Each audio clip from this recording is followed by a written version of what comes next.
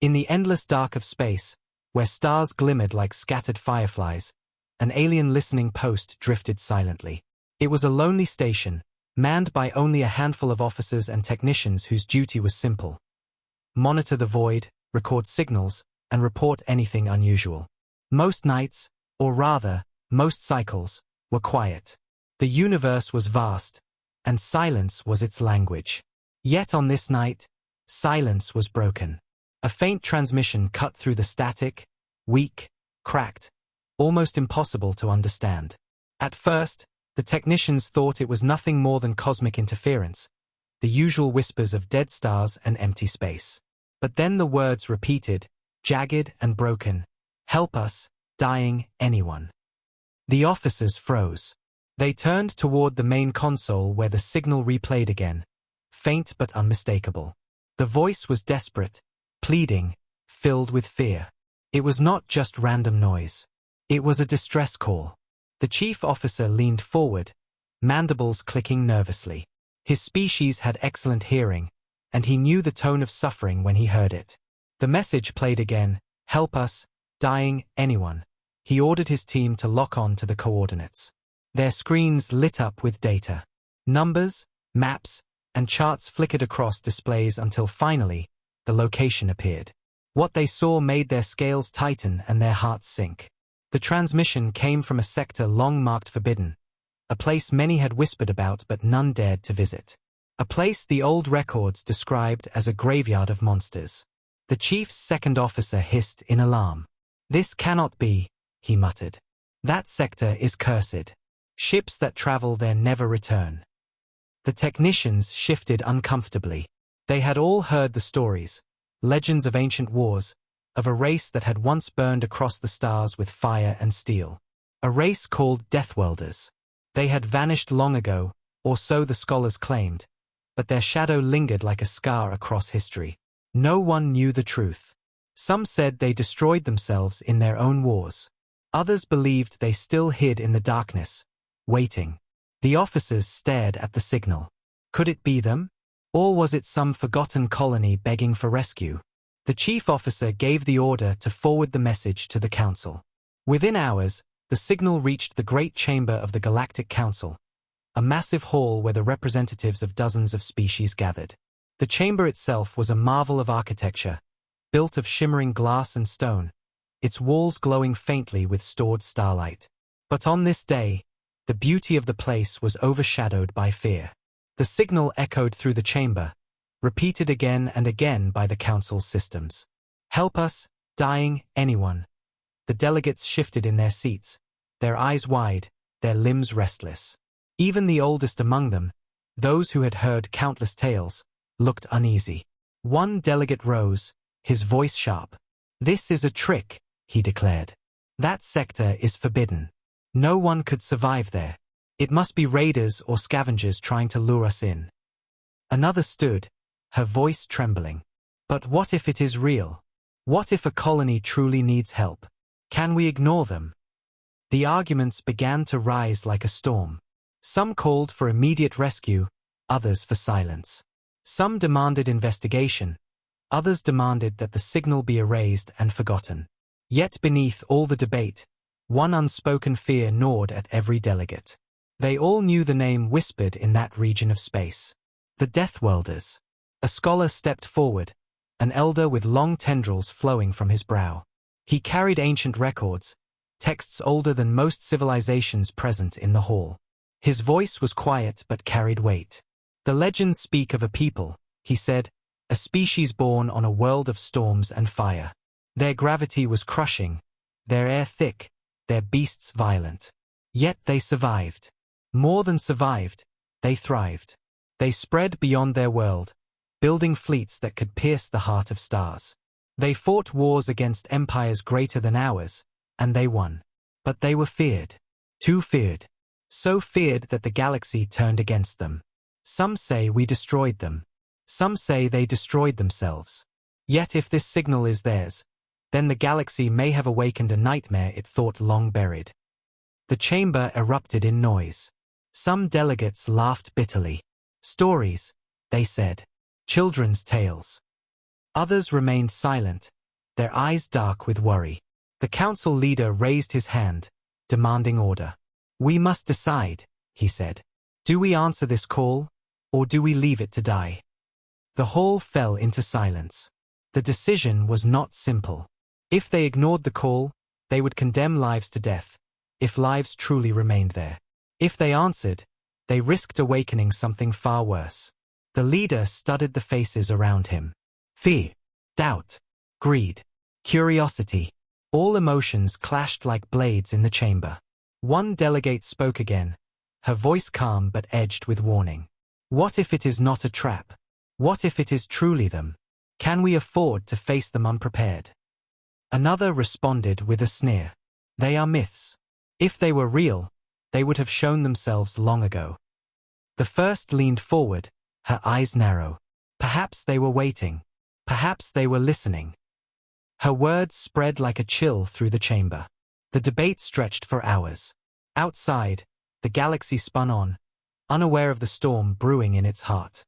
Inside, the council weighed every possibility. Aid meant risk. Silence meant guilt. Finally, the leader struck his staff against the floor. "We will not answer," he declared. "The sector is forbidden for a reason. If survivors exist there, they are beyond our reach.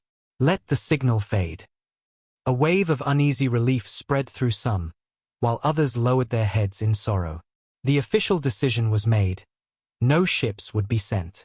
The call for help would go unanswered. But decisions in council chambers are one thing. Reality is another. Word of the signal could not be contained. Whispers spread through the outer colonies, through the trade lanes, through the smugglers and wanderers who moved in shadows. The words carried far, "Help us, dying, anyone." And among those who heard, not all were afraid. In the hidden edges of space, where the council's eyes never reached, the signal found ears that had been waiting. Deep within a forgotten sector, silent stations flickered to life. Ancient codes unlocked. Engines long dormant hummed awake. In vast hangars buried under dead moons, metal giants stirred. Ships of black steel, scarred but unbroken, began to rise from their resting places. Their lights cut through the darkness like the eyes of predators. And somewhere within that steel storm, a voice answered the call. "We heard." The galaxy would soon learn that the Deathwelders were not myths. They were real. And they had just been summoned. The chamber of the Galactic Council remained heavy with silence long after the decision was announced. The signal had been dismissed, locked away in archives, and marked as forbidden knowledge. The delegates left one by one, their steps echoing against the polished stone floor, but unease lingered like smoke after a fire. No one said it aloud, but every representative who left that hall carried the same thought in their mind. The voice in the signal had sounded too real, too desperate, too close. In the quiet corridors of the council spire, away from the glowing lights of the chamber, whispers began to rise. Assistants carried data slates and fragments of the transmission, trying to piece together what the message truly meant. Some believed it was only a dying outpost begging for help. Others felt the weight of old fears pressing down. The coordinates, after all, were not random. That sector of space had long been sealed away for one reason alone: the shadow of the Deathwelders.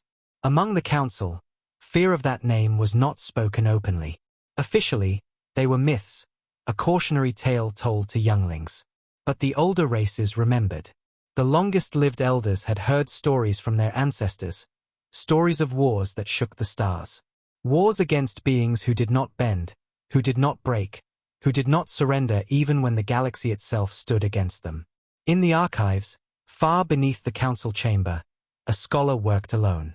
His name was Talon, one of the last true archivists who still cared for the ancient records. He had been in the chamber when the signal was played, and while others dismissed it as a danger best ignored, he could not let it go. His claws tapped gently against the old tablets of crystal memory, pulling up forgotten entries. His eyes glowed faintly in the dim light as words scrolled across the surface. He read in silence, but with every line, his heart pounded harder. Humans, the records said. That was the name the Deathwelders had once been called. Born on a world of storms and fire, gravity crushing, beasts relentless, whether unending in its fury. By all logic, no fragile life should have survived there. Yet they had. And more than that, they had thrived. Adaptable, the records repeated. Relentless. Dangerous. Talon whispered the words as he read them. He imagined a world where even drinking water could kill, where every day was a battle to survive. And yet these beings had built cities, ships, weapons. They had risen from the mud and clawed their way into the stars. If this signal belongs to them, he muttered, then the galaxy is not safe. But the council had no desire for truth. In secret meetings, behind closed doors, they whispered another plan. If Deathworlders lived, if they still lingered in that sector, then the safest course was not to rescue or acknowledge them. It was to ensure they remained forgotten. One counselor, scaled and sharp-eyed, leaned across the table in a hidden chamber. "We cannot let the colonies know," he hissed. "Panic will spread. If merchants, smugglers, or worse, pirates, learn of this, they will seek them out." Another slammed his fist against the table. "Then we must erase it. Delete the signal from all channels. Destroy any copy that remains." A third, quieter than the others, spoke only one sentence. "And what if it is too late? What if they have already heard it?" The chamber froze in silence. None wanted to consider it, but they knew it was possible. Signals could not always be contained. The void had no walls. If the Deathworlders had indeed survived, if they had their old machines still hidden in the dark, they would have heard it too. The council leader closed his eyes, breathing heavily. He remembered the old stories told by his grandsire. How humans had once faced fleets 10 times their size and still prevailed. How their ships, though crude in design, carried weapons that pierced through the strongest shields. How they never surrendered, not even when entire worlds were reduced to ash. They called themselves survivors, but others called them something else. Deathworlders. And the name fit. That night, across the council worlds, rumors spread quietly. Merchants whispered in spaceports, smugglers traded stories in shadowed taverns, scholars sent encrypted notes across hidden channels. The signal was too strange, too dangerous to ignore. Some believed it was only a dying outpost of a forgotten species. Others began to suspect the truth. The whispers grew louder. What if it is them? On the colonies closest to the forbidden sector, fear became real. Parents hushed their children, telling them not to repeat the stories they heard in markets. Miners looked nervously at the stars when they left their stations, wondering if dark ships would emerge from the void. Captains began to change their trade routes, avoiding the cursed region of space.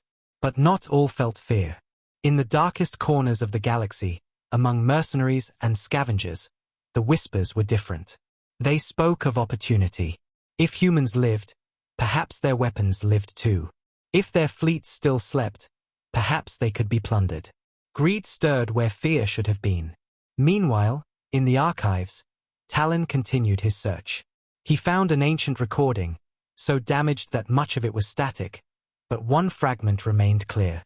A human voice, deep and strong, speaking across a battlefield. "We do not ask for peace," the voice said. "We demand survival. If you come for us, you will pay in fire." Talon's claws trembled as the words echoed through the chamber. Fire. The word burned even now, centuries later. He looked out at the stars beyond the glass walls of the archive and wondered if that fire still lived. The council had chosen silence, but silence would not protect them. If the Deathworlders had truly heard the call, then the galaxy was not prepared for what came next. And deep in the forbidden sector, beneath the cold light of dead suns, machines stirred. Hangars that had been quiet for generations began to open.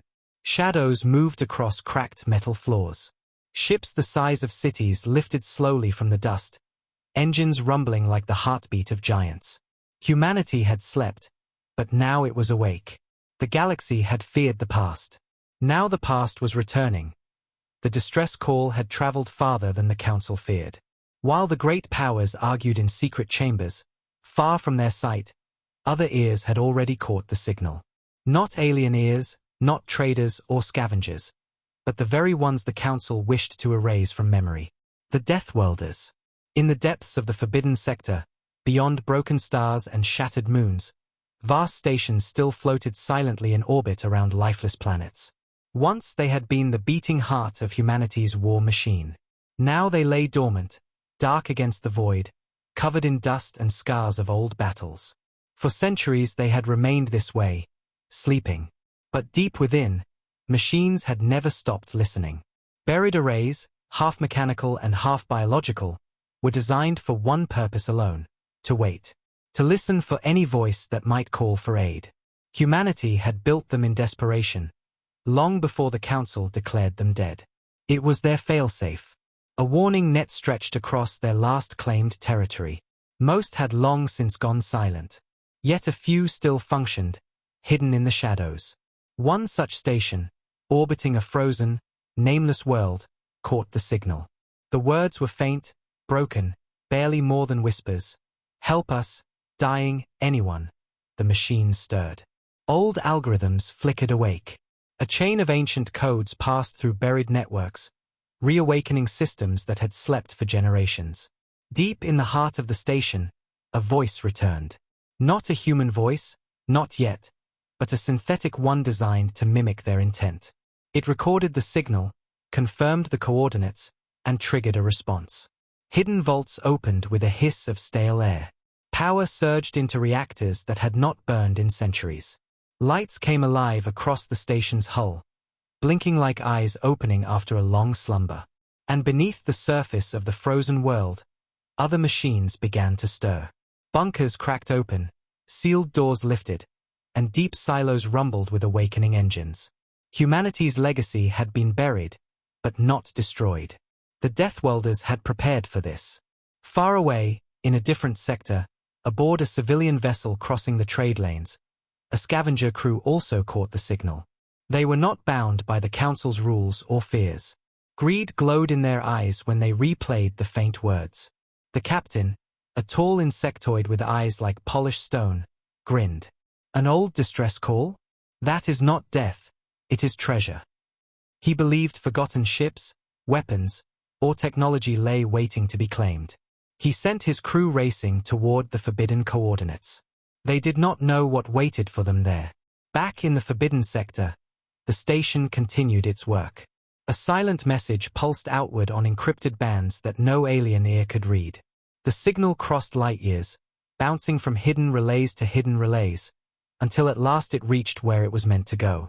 Far beneath the surface of a broken planet, a sleeper base came alive. There, in chambers lined with steel and stone, human voices finally returned. They were synthetic at first, recordings meant to last for eternity.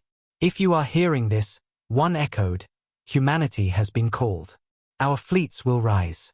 We do not abandon the cry for help." Across the base, immense hangars opened.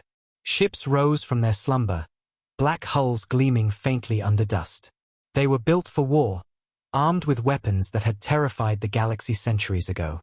Rail cannons longer than towers, missile bays packed with warheads, energy shields thicker than the armor of entire alien battleships. These were not exploration vessels. They were fleets forged in fire, built only for one purpose: survival at any cost. The computers within each ship carried the last echoes of their human masters. Patterns of voices, fragments of orders, simulations of command. The true humans may have vanished into the void long ago, but their creations endured. They had been given one command above all: answer the call. Meanwhile, the scavenger ship entered the Forbidden Sector. Its crew laughed as they powered through drifting debris fields and shattered hulls of ancient battles long forgotten. To them, it was only salvage. They did not see the silent machines watching from the shadows. They did not hear the hum of reactors awakening. On their third day inside the sector, the scavenger crew saw it. A massive ship rising from the surface of a dead moon. Its engines glowed faintly, its hull scarred but intact. A fortress of steel that blotted out the stars. The scavengers froze in their seats, their laughter dying instantly. The captain's mandibles clicked nervously. That is not salvage. The human warship scanned them. Lights traced across its hull, systems aligning for the first time in centuries. The scavengers panicked. They turned their ship around, engines screaming, desperate to escape the sector. But it was too late. The Deathwelder's ship released a pulse, jamming every signal the scavengers tried to send. No message left that place. No warning reached the Council. The scavengers' fate was sealed, but their discovery marked the first step of something far greater. For every ship that rose from its slumber, another answered. Dozens. Then hundreds. Ancient fleets, once scattered across the Forbidden Zone, came alive one by one. And above it all, a central command ship awakened. Larger than the rest, its hull carried the marks of 1,000 battles. Its name was carved into its plating, worn but still visible, Vigilant Hope. It had been the flagship of humanity's last great fleet. And now it was awake once more. From its core, a final human voice rang out. Calm, unbroken, unyielding. We heard you. The call has been answered. The fleets of Earth rise again. The galaxy had not seen such power in centuries. The Alien Council thought the signal had been silenced, erased from history. But in the shadows, the Deathwelders had listened. And now, they were moving. The SOS had been answered. The Galactic Council chamber was built to impress. Its walls stretched high, carved with symbols of every civilization that had joined the Great Alliance. Stars shimmered on the domed ceiling, a reminder that they ruled over more than 1,000 worlds. For centuries, this chamber had been a place of pride. But today, it felt heavy with dread.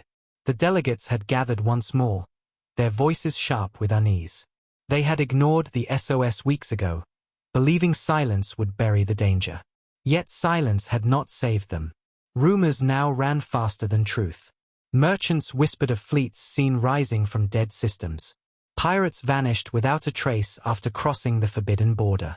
And 2 days ago, a council scout ship, sent in secret to investigate, had not returned.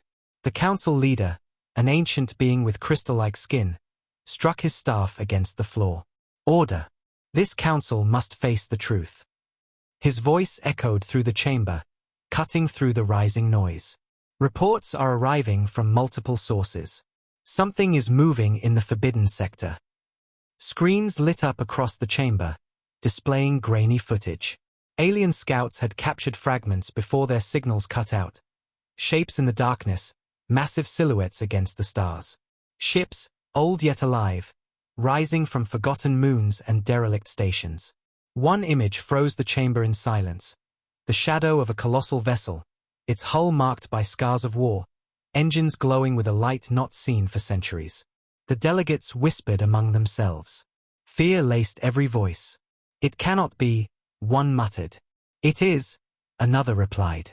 Deathwelders, a third said, almost choking on the word. The silence that followed was suffocating. For generations, the council had taught their people that humanity was gone. Destroyed in the wars. A memory at best, a myth at worst.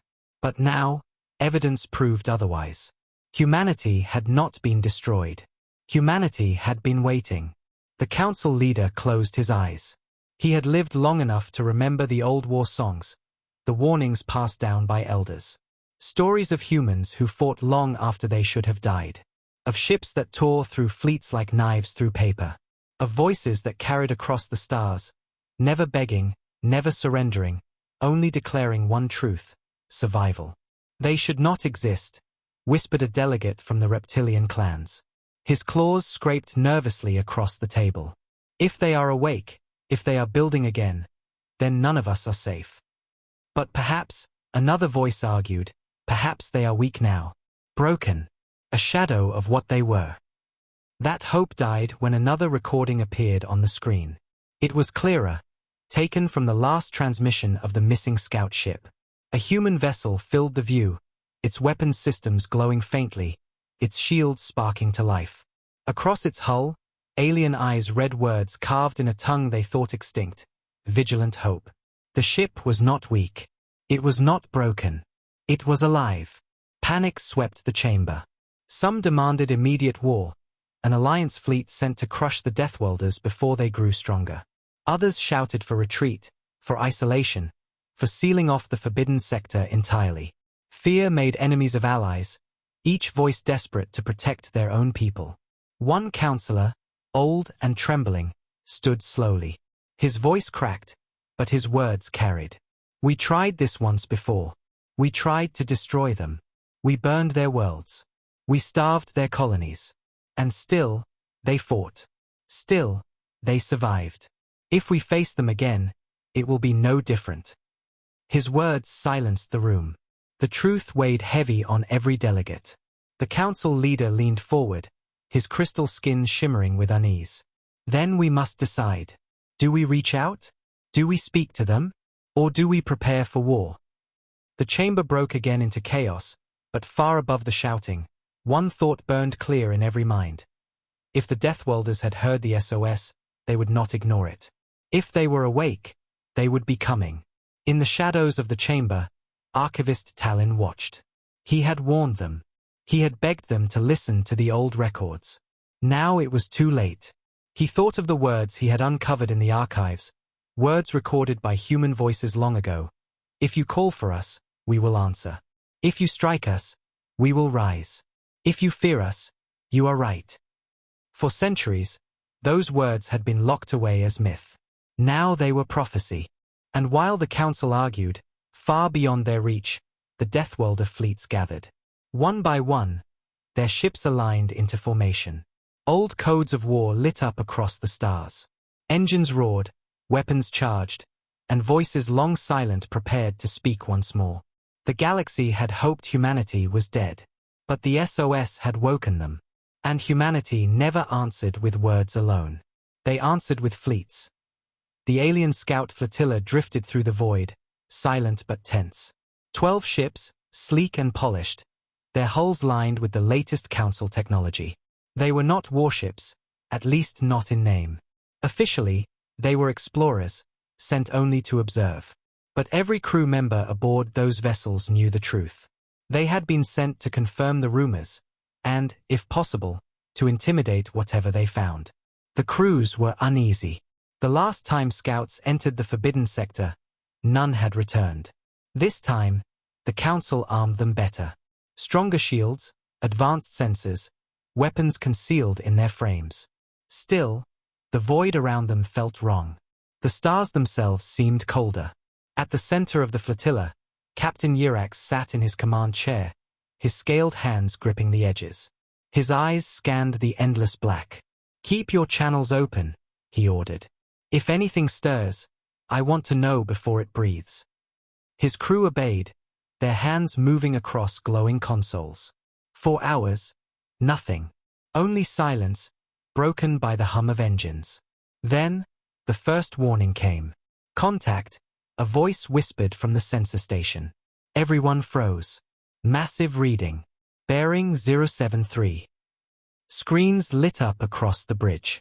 At first, only shadows appeared. A shape too large, too slow, drifting like a dead world. Then the details came into focus. Hull plating scarred but intact. Engines glowing faint blue. A warship the size of a city, its frame older than the council itself. It moved with purpose. The crew gasped. Some whispered the word none dared say aloud: Deathwelders. Captain Yirax's voice shook as he gave the order. "Transmit council greeting protocols. Identify us as observers." His crew sent the signal, beams of light racing into the void. The alien script read clear: "Peace. We come in peace." For a moment, nothing. Then the warship moved. Slowly, like a predator turning its head toward prey. On their screens, a signal appeared. Not in council code. Not in any living alien tongue. A language thought extinct. Harsh, sharp, human. The translation system struggled, broken fragments forming. Signal, received. Identity, confirmed. Warning, acknowledged. The bridge went silent. "What warning?" one officer whispered. The answer came not in words, but in fire. From the human ship, light burst. Not beams of plasma. Not elegant council weapons. These were railguns, ancient, brutal, direct. Slugs of metal accelerated to impossible speeds. They tore across the void and slammed into the lead scout ship. The shields flared once, then shattered like glass. In a heartbeat, the vessel split apart, its pieces scattering into the stars. Screams filled the flotilla channels. Shields to full. Evasive maneuvers. They fired without warning. But it was warning. A very clear one. The human warship did not pursue. After destroying one ship, it simply drifted forward, massive and calm. Its weapons powered down, as if the single strike was all it intended. Another signal crackled through, harsher this time, but clear. Leave. Do not return. This is your only warning. The alien crews were trembling. Some begged their captains to flee immediately. Captain Yurax stared at the wreckage of his lead ship, his scales pale with fear. He knew what he had just witnessed was no accident. The humans had calculated everything, the distance, the firepower, the speed. They had chosen to destroy one ship only. It was not an attack. It was a message. A single demonstration of power. A reminder of what they could do. Yurax swallowed hard and gave the order. Retreat. Now. Engines roared, and the flotilla turned away from the forbidden sector. Not one of them looked back. When the survivors reached the council, their report shook the chamber to its core. The Deathwelders were not myths. They were not broken. They were awake, their fleets alive, their weapons stronger than ever. And they had spoken. Not with treaties, not with diplomacy, but with fire. Across the council worlds, panic spread. Civilian networks carried rumors faster than officials could silence them. Merchants shared stories of human ships prowling the dark. Colonists whispered of war returning to the stars. Every child who had grown up on tales of Deathwelders now realized those tales were true. In private chambers, the council debated endlessly. Some demanded immediate retaliation. If we let them grow stronger, one delegate shouted, they will consume us all. Others pleaded for caution.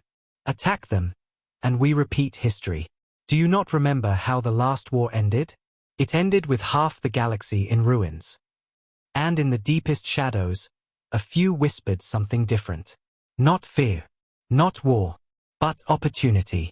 If they have returned, these voices said, perhaps we can use them. Perhaps their fire can be turned against our enemies. But the Deathwelders had no interest in politics. Their fleets moved silently, steadily, ignoring the Council's messengers. They had heard the SOS, and they intended to answer it. Somewhere in the void, aboard the great flagship Vigilant Hope, a human voice echoed again through old speakers, its words carried across the stars. You called for help. We come. But know this. Where humanity marches, war follows. The first encounter had ended. The warning had been given. The galaxy now understood the truth. Humanity was back, and they were not here to negotiate. The galaxy did not sleep after the first encounter. News of the Deathwelders' return spread faster than light, slipping through the cracks of Council censorship.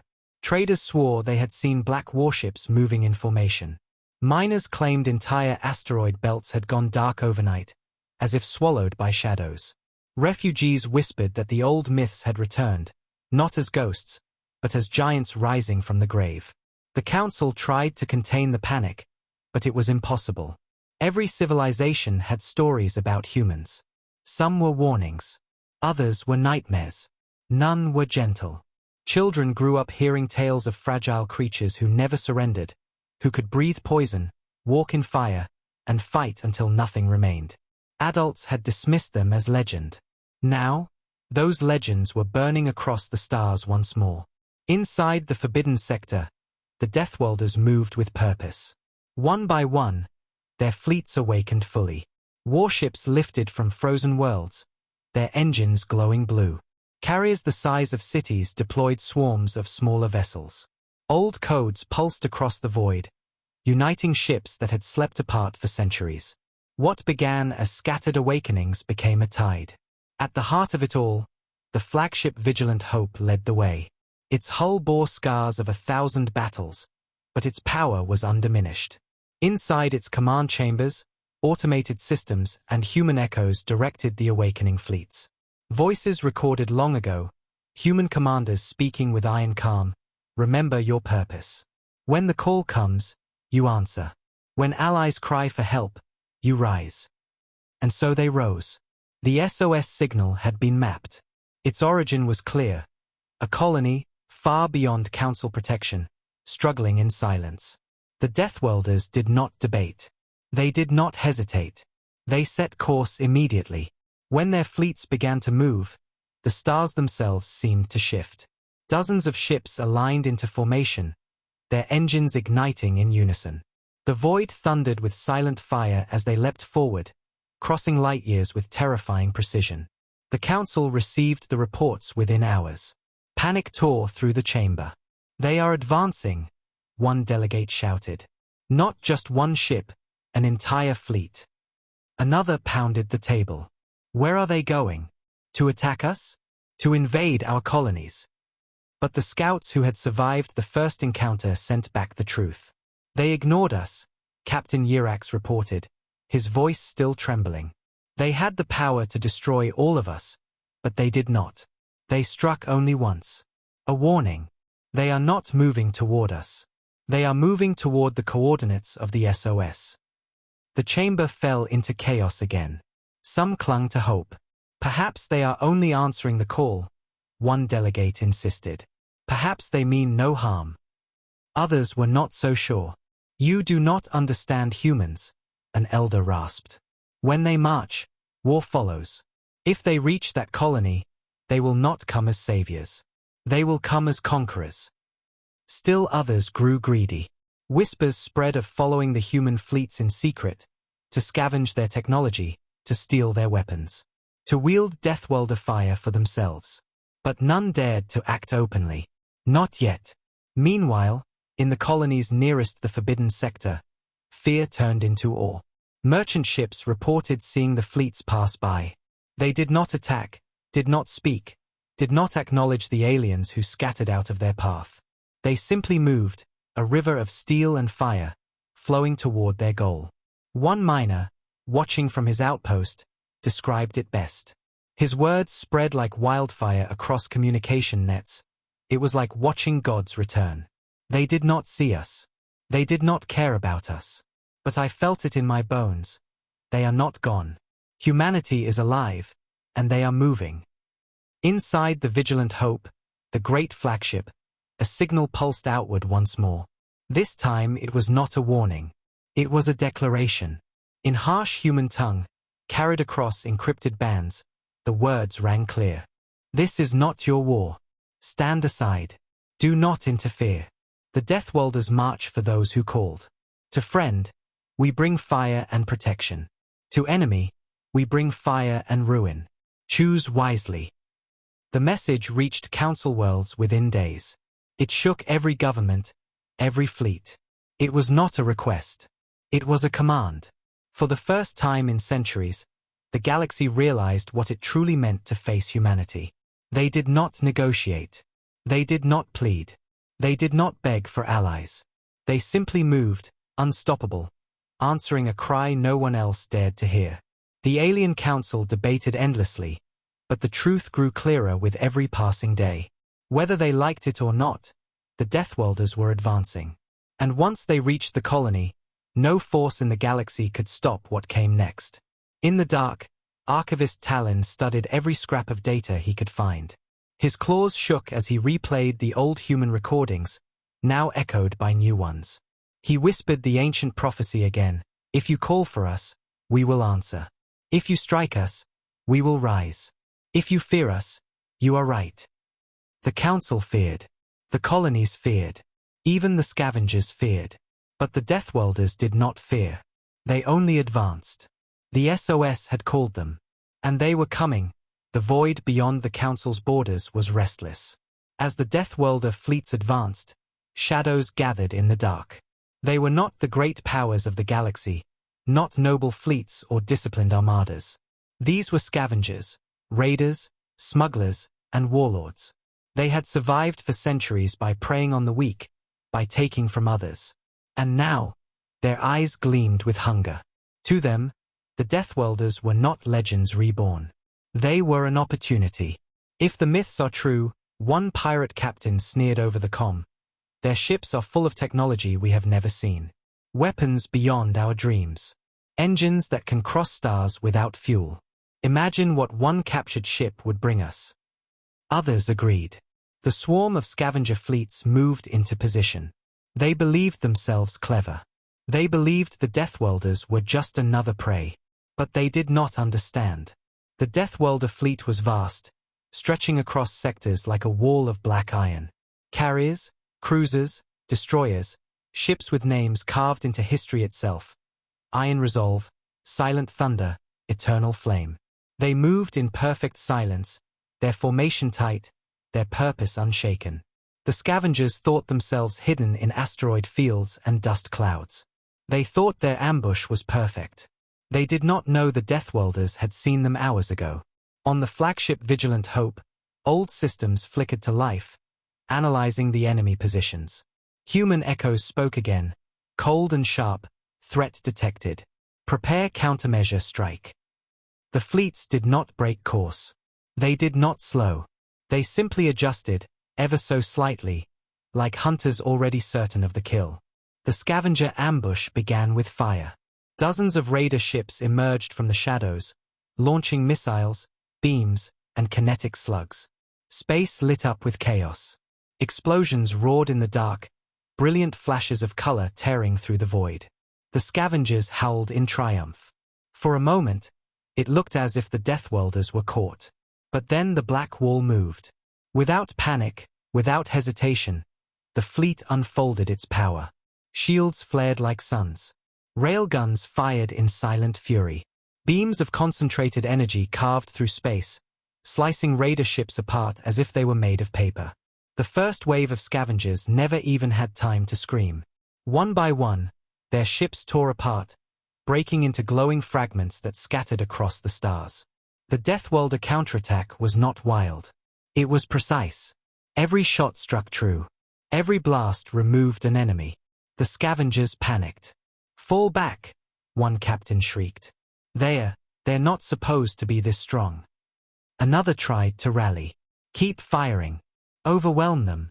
They cannot fight us all." But they could. The Deathwelders did not fight like prey. They fought like storms. Their railguns thundered again, projectiles tearing through ships at impossible speed. Swarms of drones poured from carriers, cutting through raider formations with surgical precision. The silence of space filled with fire, and the scavengers were consumed. Within minutes, half the ambush fleet was gone. The survivors scattered in terror, engines burning as they tried to flee. But the Deathwelders were not merciful. A cold voice echoed from the Vigilant Hope, transmitted to all channels. "You were warned. This is not your war. Stand aside, or be erased." The scavengers screamed in response. Some begged for mercy. Others cursed and spat. But it did not matter. One by one, their ships vanished in fire. A lone pirate vessel, its engines failing, drifted into the darkness. Its captain sat frozen in his chair, staring at the Deathwelder fleet that passed by, silent and unstoppable. He whispered, trembling. "They didn't even slow down. We weren't enemies. We were nothing to them. Nothing." The surviving scavengers carried that truth back into the galaxy. They spread the tale of what they had seen. A fleet that could not be stopped, could not be tricked, could not be broken. A fleet that destroyed armies without losing a single ship. The Council received the reports with horror. If the stories were true, then the scavengers had only proven one thing: humanity's strength had not faded. It had grown sharper. And still, the Deathwelders advanced. Their course never wavered. Their speed never faltered. The SOS signal still pulsed in their systems, guiding them forward like a beacon. The galaxy understood now. Nothing could stop them. On the horizon of space, fire had burned. The scavengers had been the first to challenge the Deathwelders. They were also the first to fall. And the real war had not even begun. The stars trembled as the Deathwelder fleet emerged from warp. For weeks they had advanced, silent and unstoppable, leaving only fear in their wake.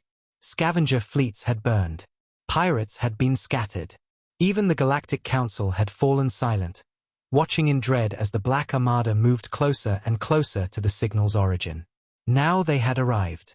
The source of the SOS was a dying world, a small planet scarred by war. Its cities were broken shells, its oceans poisoned, its skies dark with smoke. From orbit, the sight was haunting, an entire civilization on the edge of extinction. The fleet hung above the planet like a wall of judgment. Thousands of ships, their hulls marked with names that carried the weight of centuries. Iron Resolve, Silent Thunder, Vigilant Hope. Their weapons glowed faintly, not aimed but ready, a reminder that death was never far when humanity moved. On the surface, the last survivors of the alien world looked up. For generations, they had prayed to their gods, begged their counsel, and sent signals into the void. They never thought anyone would come. They certainly never expected the ones who answered. Their old stories had painted Deathworlders as monsters. Legends told of humans who thrived where others perished, who fought when others fled, who conquered impossible odds. Children whispered those names in fear, never believing the myths were real. Now those myths filled their skies. The first transmission came from the Vigilant Hope. The voice was steady, firm, and deeply human. We received your signal. You asked for aid. We have come. The aliens trembled. Some fell to their knees, weeping. Others panicked, fearing that rescue was only a lie, that the Deathworlders had come not to save but to finish what the galaxy once tried, to erase another race. The Deathworlders answered with action.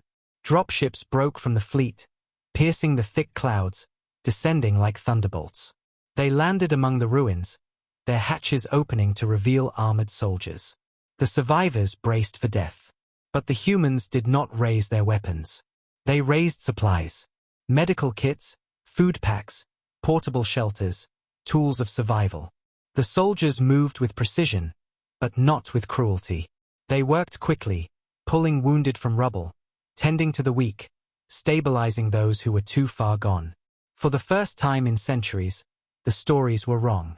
The survivors stared in disbelief as one human soldier, towering, scarred, his armor battered from wars long past, knelt before a starving child and offered her water. His voice, distorted through the translator, was gentle. Drink. You're safe now. Tears flowed. Fear cracked. Hope, long dead, flickered alive again. Above, the fleet remained in formation, their weapons scanning the stars. They had not forgotten the scavenger ambush. They knew others would come, opportunists, raiders, maybe even council fleets desperate to intervene. And so the humans waited, patient but ready, their ships like blades drawn in silence. The council did arrive, hours later. A small delegation, cloaked in desperation, translated into orbit with trembling voices. Their transmissions filled the void. Deathworlders, you cannot. This world is not yours to claim. This aid, this power, you cannot simply. The reply cut through them, sharp as steel. They called. You did not answer. We did. Leave, or be removed. The council ships hesitated. Their sensors told the truth. The Deathworlder fleet outgunned them 100 to 1. They could not fight. They could not win. So they fled, silent and humiliated, their people left to wonder if the galaxy they once ruled had just shifted forever. On the planet, the survivors clung to life as the humans worked tirelessly. Whole cities were stabilized. Safe zones were created. Illness and hunger were pushed back by relentless hands. Yet the humans did not promise peace. They did not promise safety forever. They spoke only truth. One commander stood before the alien leaders, her voice cold but honest. We will help you rebuild. But know this, the galaxy is not kind. It is not safe. If you wish to live, you must learn what it means to endure. We will not shield you from every storm. We will only show you how to survive it. The aliens listened, wide-eyed. They understood. This was not mercy. This was not charity. It was the Deathworlder way. To live was to fight. To survive was to endure. To rise was to pay the price of struggle. The SOS had been answered. But it had awakened more than rescue. It had awakened the truth. Humanity was back. Alive. Stronger than ever.